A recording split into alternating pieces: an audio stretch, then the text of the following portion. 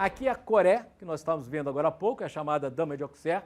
A senhora de Auxerre, ela é calcário, ela tem em torno de 65 centímetros, ela não é grande, mas para os padrões da época ela ganhou uma certa dimensão, porque as esculturas anteriores eram pequenas, é por isso que a Dama de Auxerre ela inaugura o período arcaico, tá legal? É a primeira grande fase da escultura grega, tal.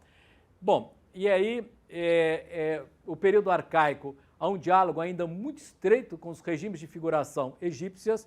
A Coré é frontal, ela se dispõe em torno de um eixo simétrico, nós podemos traçar um eixo que passa justamente no centro do corpo dela, que divide a Coré em duas partes semelhantes, simétricas.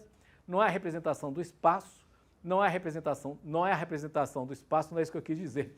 Não há representação da temporalidade. Vejam que não há dissociação entre perna de apoio e perna de movimento, portanto não há movimento na Coré, tá certo? Há uma predominância de plenos sobre os vazios, evidentemente é um vazio ali que fica entre os braços e o corpo, mas o que predomina é o pleno, é o bloco compacto, tá certo? Que era muito egípcio, tal. A cabeça, ela está ligada ao tronco, tá vendo? Pela cabeleira, pelo cabelo. Ela liga ao tronco. E não há, por outro lado, vazio entre as duas pernas da Dama de Auxerre. Ela é decorada, chama de estilo dedálico, sabe por quê? De dédalo, porque você tem uma incisão, ela é um calcário, você tem aqui uma incisão no calcário, de tal maneira que há quadrados sobre quadrados. Aqui, justamente no manto, no planejamento da Coré em Peplos. É a Coré em Peplos ou Dama de Auxerre, tá vendo? Quadrados aqui, tem um estilo aqui, tá? Uma série de ranhuras tal, e aí que decoram, na verdade, o planejamento da Dama de Auxerre. Por outro lado, não há nenhuma oposição entre o drapejamento escorredio e o corpo da Coré, tá vendo? Não há esse jogo de oposição, porque a escultura é isso. A escultura é questão de eixo, de ângulo, de movimento, de estabilidade, e no caso específico da Dama de Auxerre, ela não exprime a temporalidade, já que ela não se coloca em contraposto, quer dizer, ela não está efetivamente sugerindo nenhum movimento. Bom, aqui é um chorus, né? Ele está no Metropolitan, é mármore, tá vendo? E a Coré é de 650 a.C. e esse chorus é de 590 a.C. Portanto, se passaram aí 60 anos, tal. Mas os gregos, tal, a arte grega continua dialogando com o regime de proporcionalidade egípcio, hein? Que é a frontalidade, a simetria, etc. Tal. Esse chorus, que está no Metropolitan de Nova York, ele tem o pé esquerdo um pouco à frente, tá vendo? Ali do pé direito. Mas isso não implica, não altera, quer dizer, não se transmite para a representação do corpo como um todo. Tá? É um movimento estritamente local. É o pé esquerdo que se coloca na frente, mas isso não altera o movimento do corpo. Imagine lá, se nós comparássemos esse chorus de 590 a.C. tal, com a Vênus de Milo, que é uma escultura helenística, né? Quer dizer, o movimento das pernas da Vênus de Milo, que está também no Louvre, tal, ele se transfere para todo o corpo, né?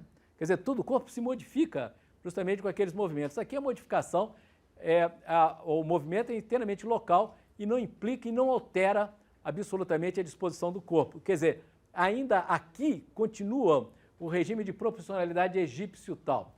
E ele tem alguns detalhes anatômicos, uma representação anatômica bem medida, que era também muito grego, tal, sem exagero, tal. E ele se dispõe aqui com partes frisadas, o cabelo que cai em tranças, são 14 tranças. Que dia que eu contei as tranças, não sei por que eu fiz isso, cultura inútil, né? Tal. São 14 tranças que caem, tá vendo? As tranças elas são tá vendo? Visto de trás esse chorus de 590 a.C. que está em Nova York e tal. A gente percebe os cabelos frisados, e é um jogo entre partes frisadas, os cabelos, e também é aqui uma espécie de diadema, um laço, que prende os cabelos e que cai em duas pontas ali acompanhando as tranças da escultura, tá certo? Então é isso, tal. Também a predominância de plenos sobre os vazios, tal, que é muito grego. Também é uma figura que se dispõe é de uma maneira simétrica, de uma maneira frontal. Então, aqui, embora aqui tenha havido uma transformação, se nós compararmos esse couros com a dama de Auxerre, tá vendo? O pescoço, a cabeça tal, ela se distingue do tronco, embora ela esteja ligada ao tronco pelos cabelos que caem na parte de trás da escultura. Bom, aqui essa escultura ela é de meados do século VI a.C., em torno de 560 a.C., e o nome dela é Moscóforo, porque Mosco é o vitelo, é o bezerrinho, e foro é aquele que transporta o bezerrinho. Ele tem um bezerrinho nas costas, tá vendo? Moscóforo. É uma escultura muito bonita, que está no Museu da Acrópole em Atenas. A Acrópole é a cidade alta, né? Então você tem um museu da cidade alta em Atenas, que foi reformado bem recentemente, está muito bonito, muito iluminado. Ela esteve lá, ó. Ela acabou de chegar lá Não ficou bonito? Hein? Eles reformaram o Museu da Acrópole e tal. E Atenas tem vários museus. Aliás, Atenas já é um museu. E nessa cidade, que é um museu, eles têm dois grandes museus. Eles têm um número maior de museus, mas os dois grandes museus é o Museu da Acrópole e o Museu Nacional de Atenas. Tá legal? Tem o Museu de Atenas e o Museu da Acrópole. No caso específico, esse Moscóforo, o cara que transporta o vitelo tal, ele está no Museu da Acrópole. Ele é meados do século VI a.C. Aqui, ó, é uma Coré, que também está no Museu da Acrópole. Ela é também de meados do século VI a.C., é uma escultura em mármore, tá legal? É basicamente 100 anos depois da Dama de Auxerre. Se a Dama de Auxerre é 650 a.C., essa escultura deve ser de 550 a.C., por aí, meados do século VI a.C. Ela é um mármore. Essa escultura ela estava a princípio na Acrópole ateniense, mas aí com a invasão dos persas, em 480 a.C., os persas destruíram a Acrópole e essa escultura foi destruída pela invasão persa. É isso. Tá legal? Mas aí os gregos derrotaram os persas e tal, e nós já sabemos que depois dessa derrota dos persas, um clima de otimismo na Grécia, mas eles ficaram tão contentes com tudo, teve um clima de desenvolvimento. Atenas, depois da expulsão dos persas, vai se transformar numa espécie de epicentro cultural e artístico da Grécia. Então essa é uma escultura que estava na Acrópole, uma escultura grega do século VI, do período arcaico, e o nome dela, novamente, é Coré em Peplos. É justamente por causa dessa blusinha que deixa os braços expostos. Então é o Peplos, é o chamado Peplos, ela é uma Coré em Peplos. Bom, ela devia ter um cântaro na mão direita, tá vendo? Ali e tal, uma certa representação da abundância. Ela tem restos de coloridos no manto, tá vendo aqui, ó? Isso aqui é resto de cor. São cores muito fortes, tal. As tranças são esverdeadas, tá vendo ali, ó? Nesta Coré permaneceram as cores, já que os gregos pintavam mármore. E aqui, ó, essa escultura ainda tem ali nas tranças, tal. As tranças são esverdeadas. Vejo aqui na perna esquerda, tal, ainda há restos de pintura. Os caras continuam dialogando. Aliás, os gregos vão dialogar sempre com os egípcios, mas há momentos que eles estão mais próximos dos padrões artísticos egípcios. E há momentos que eles continuam dialogando, mas em certa medida eles rompem com alguns procedimentos culturais e artísticos egípcios, embora o diálogo permaneça. O diálogo é menos visível, mas ele está lá. Tá legal? A gente vai dar uma olhada. Isso não pode ser simplesmente dito, tem que ser demonstrado, né? Hein? A gente tem que ver. Bom, no caso específico dessa primeira escultura, muito bonita, né? Muito interessante e tal. Ela continua esse princípio da frontalidade, essa simetria, quer dizer, tem um eixo simétrico e tal. Mas aqui há algumas diferenças se nós compararmos com a Dama de Auxerre. Aqui é uma dissociação entre perna de apoio e perna de movimento, talvez não seja muito nítido, não é isso? Tá vendo aqui, olha, a gente percebe aqui, ó, debaixo do pano, do drapejamento, que as pernas, o pé de apoio e perna de movimento já se insinuam aqui nessa escultura. E, por outro lado, como ela retrai aí a cintura, você tem uma forma anatômica acentuada, tal. E, por outro lado, a cabeça ela se desloca do tronco de uma maneira mais nítida. E o rosto ganha um sorriso de tal maneira que ela tem um semblante extremamente animado, tá legal? Isso é chamado de o sorriso arcaico, que é um traço, não é só grego, tá também egípcio e tal, mas que aparece também na arte grega, na arte grega do período arcaico, tá legal? Então, você tem um perfil, quer dizer, uma expressão facial realmente mais animada, tal, muito mais animada do que da dama de Oxera, tá legal? Então é isso daí. Bom, o que ocorre, pessoal, que o escultor dessa Coré em Peplos, deve ter sido o mesmo desse cavaleiro, que é um campeão olímpico. Como é que a gente sabe? Bom, primeiro é o seguinte, deixa eu apresentar o cara. É um campeão olímpico. Aonde ele se encontra? Ele se encontra no Museu da Acrópole, em Atenas. Quer dizer, o corpo está no Museu da Acrópole, a cabeça está no Louvre. Porque foram arqueólogos franceses que encontraram a cabeça. E os arqueólogos gregos encontraram o corpo. Então a cabeça está numa cidade, em Paris, e o corpo em outra. A cabeça está em Paris e o corpo está em Atenas.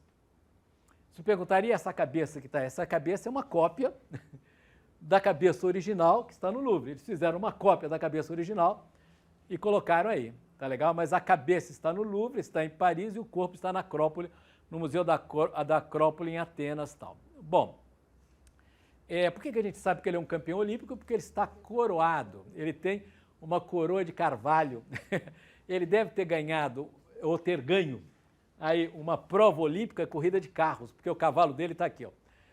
O cavalo é quase um fragmento, tal, mas está aqui o cavalo do campeão olímpico, tal. Bom, aqui tem também as partes lisas, o cabelo frisado, tal. Agora, as partes lisas do corpo, essa anatomia, essas indicações anatômicas sem nenhum exagero, tal, mas que tem um certo realismo, tal, e com a parte frisada, que é justamente como ele representa os cabelos, as tranças, tal, e a coroa de carvalho, tá certo? Que indica que ele é efetivamente campeão olímpico. Uma ligeira, a cabeça se distinguiu do corpo, tal, e há uma ligeira assimetria. É claro que a síntese grega ela vai se insinuando, tal, mas de uma maneira muito sutil. Então, uma certa simetria entre a cabeça e o corpo, tal. E aqui está a cabeça que está no Louvre. E, ao mesmo tempo,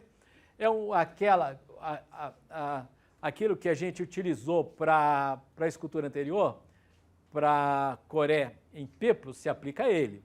O rosto se animou com um sorriso arcaico, tá vendo? Tá certo? Tal, você tem um semblante muito mais animado do que a expressão daquela senhora lá de 650 a.C., extremamente sisuda, não ria, mal encarada, tal, que era a dama de Oxer. Bom, então são esculturas aqui do período arcaico. Aqui, pessoal, é uma esfinge. É uma escultura de uma esfinge do século VI a.C. A esfinge, um elemento da mitologia egípcia, que está também no Museu da Acrópole. Aqui, pessoal, ali, é uma escultura em bronze. É de 460 a.C., ela tem uma certa dimensão. Ela tem uma certa... todas têm uma certa dimensão, todas sem exceção. No caso específico, tá? Do ponto de vista da escala, ela tem uma certa monumentalidade. Ela tem 2,09 metros de altura. Ela se encontra no Museu Nacional de Atenas. É bronze. A característica da escultura grega, os gregos geralmente trabalhavam o bronze. Se vocês me perguntarem por que eu só mostrei esculturas em pedra até agora, é porque o bronze se perdeu. Por que o bronze se perde? Porque o bronze pode ser reutilizado. Você pode aquecer o bronze, e aí com bronze você faz ponta de lança, faz punhal, você pode usar armas, pode fazer armas, né, com esse metal. O bronze pode ser reutilizado, a pedra não. Então as esculturas em bronze gregas, esse é um dos motivos pelo fato delas terem se perdido. E, por outro lado, também, quando o cristianismo domina o Império Romano, isso muito mais tarde, né? A partir de um certo momento, o cristianismo vai se transformar em religião oficial do Império Romano. Mas isso lá no final do século IV, tal. Quando o cristianismo se torna a religião oficial do Império Romano, essas esculturas que representavam deuses pagãos foram destruídas. Isso é uma iconoclastia, chamada de iconoclastia cristã. Eles destroem, porque eram esculturas que representavam deuses pagãos, das religiões politeístas, gregas, romanas, então. Eu acho que a destruição é devida, sobretudo, à iconoclastia cristã. É porque o Império Romano vai se aproximando do cristianismo, em um certo momento, que transforma o cristianismo em religião oficial do Império. Se o cristianismo é religião oficial do Império, todos aqueles trabalhos artísticos representando divindades pagãs são destruídos, tá bom? Eu acho que isso explica também por que essas esculturas em bronze, elas desapareceram. Bom, no caso específico dessa escultura, ela foi encontrada por um acaso por pescadores gregos, numa região perto de um cabo chamado Cabo de Artemísio. Os caras jogaram a rede, aí eles acharam que tinham pego muito peixe, um cardume e tal. Quando eles puxaram, era esse bronze. Então, por isso ele é chamado Zeus ou Poseidon do Cabo de Artemísio. Por que Cabo de Artemísio? Porque os pescadores encontraram esse bronze num cabo chamado Artemísio, perto de um pedaço de terra que era chamado de Artemísio. Por isso ele é ou Zeus. É possível que essa escultura representasse um Zeus atirando o raio, ou é possível que seja um deus do mar, o Poseidon, com um tridente na mão, tá vendo? Chama-se ou Zeus ou o Poseidon do Cabo de Artemísio. E se encontra no Museu Nacional de Atenas, está em Atenas, na Grécia. É bronze, tal. É bronze da primeira metade do século V. Ele deve ser por volta de 460 a.C. Agora, se nós compararmos esse bronze com as esculturas que nós vimos anteriormente, há muitas modificações, não há? Olha, primeiro, há uma dissociação entre perna de apoio e perna de movimento, tá vendo? Você tem toda uma estrutura cruzada. Você tem a mão que vai lançar o tridente, ou o raio, e a mão esquerda, a perna de movimento e a perna de apoio. Você tem uma estrutura cruzada. De um lado é a perna tensionada, do outro lado é a perna do repouso. E ao mesmo tempo você joga com os braços, etc. Tal. Tá legal? Por outro lado, você tem uma sugestão do movimento, de uma temporalidade. Então a escultura ganha o tempo, quer dizer, isso chama-se contraposto, tal. Ela já está representando ali o tempo. Mas por outro lado, que é uma coisa extremamente curiosa, bom, também aparecem os vazios entre os dois braços e o corpo, entre uma perna e outra, mas uma coisa curiosa é como mesmo nesse Zeus do Cabo de Artemísio, ou desse Poseidon do Cabo de Artemísio, é como os gregos continuam dialogando com os princípios de representação figurativa do Egito, porque o rosto é representado de lado, o tronco de frente e as pernas de perfil. Vocês estão vendo? De qualquer maneira, eles dispõem a escultura, ela é monumental do ponto de vista da escala. Monumental sabe o que significa, né? Ao pé da letra, etimologicamente, monumental significa memento, e memento significa memória. A gente pode ter um pequeno objeto assim, ó, hein, Jaqueline? Imagina um pequeno objeto cinzelado, precioso, um pequeno cinzeiro feito por Giovanni da Bologna, no século XVI, pequenininho, ele pode ser um monumento, porque ele é tão maravilhoso que ele deve ser guardado na memória. Monumental que isso é guardado na memória. Mas nós utilizamos monumental para tamanho, não usamos? Hein, Roberto? A gente não usa para escala? Hein? Desse ponto de vista, do ponto de vista da escala, essa escultura é monumental. Ela tem 2,9 metros de altura. É bronze, é um bronze original, ele tem essa novidade que está no Museu de Atenas. Depois, quer dizer, mais tarde eu vou falar nessa escultura aqui, porque essa aqui é uma das esculturas do Parthenon. Ela está no Museu Britânico, no British Museum. Grande parte das esculturas do Parthenon estão em Londres, tá legal? No Museu Britânico. Bom, o que ocorre, pessoal, que aí, ó, No período, então, essas esculturas, como os Zeus do Cabo de Artemísio, elas não são mais inteiramente arcaicas, já são esculturas do período clássico. Embora elas continuem conversando, é aquele lance da obsessão, do Nelson Rodrigues, não sou nada sem a minha obsessão, elas continuam conversando com os gregos. O diálogo com os gregos, eles vão sempre dialogar com os gregos. Havia uma crença na Grécia Antiga que quem decifrasse os segredos da sabedoria egípcia chegaria a uma espécie de sabedoria universal. É possível que seja por isso que os deuses puniram Édipo, porque quando ele decifrou o enigma da esfinge, elemento da mitologia egípcia, ele tinha que ser punido. Sabedoria demais, os deuses gregos puniam. Puniam de uma maneira brutal, né? Então eram as figuras trágicas. Essa escultura é bronze, é original. Essa escultura tem uma particularidade, de fato ela tem várias particularidades, é que é uma das mais antigas esculturas em bronze feitas com cera perdida, quer dizer, ela é oca, tal. E no caso específico dela, ela é extremamente preciosa. Quanto mais fininha for a camada de metal, mais preciosa é a escultura. E essa parece que ela é a mais preciosa da história. Ela é feita com cera perdida não apareceu aí. A mais antiga escultura, o mais exemplo de escultura feita com cera perdida da história é de 7.000 a.C. Essa é uma escultura do fim do século VI a.C., tal, mas ela é preciosa, justamente por diversas razões. Primeiro, por causa, devido às qualidades plásticas, não é isso? Artísticas dessa escultura. Ela é realmente maravilhosa. E segundo, pelo fato dela ser muito levinha, extremamente leve. A camada de metal é realmente extremamente delgada e muito fininha. Tá? Os gregos, quando eles trabalhavam o bronze, eles trabalhavam muita cera perdida. Pois bem, o que ocorre? Essa escultura, ela também tem uma certa monumentalidade do ponto de vista da escala. Ela tem 1,90 m de altura. Ela está no Museu Nacional de Atenas. Nós acabamos de ver ali o Zeus, ou Poseido, lá do Cabo de Artemísio. Ela está no mesmo museu do Zeus, ou Poseido, do Cabo de Artemísio. É bronze também e, no caso específico, é um bronze original. Ela tem um gesto falante, olha como é linda tal. É de fato, é como se ela estivesse conversando ali com o observador. Ela devia ter, essa é uma hipótese verossímil, devia ser a representação de um Apolo. E é possível que ele estivesse com um arco na mão esquerda, ou uma lira na mão esquerda, é possível.